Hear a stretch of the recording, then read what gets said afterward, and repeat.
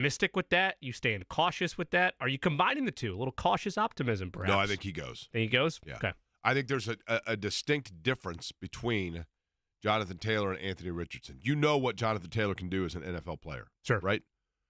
And we still don't know with Anthony Richardson. I just meant in terms of getting your hopes up, because I got my hopes up last week, and then I got undercut on Friday's practice report. No, I agree with, or I understand that. I do think that I would be stunned if Rich. Here's the thing. If Anthony Richardson does, and I'm almost embarrassed to say this,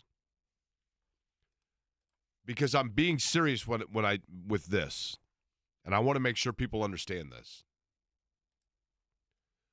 My approach in terms of being a radio host or broadcasting, and this is actually relevant to this topic,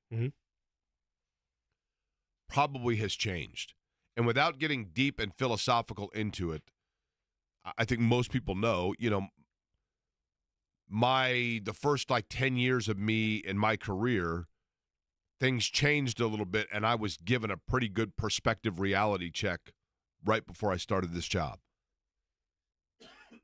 And so I just learned, at least for me, I'm not saying for all, but for me in terms of approach,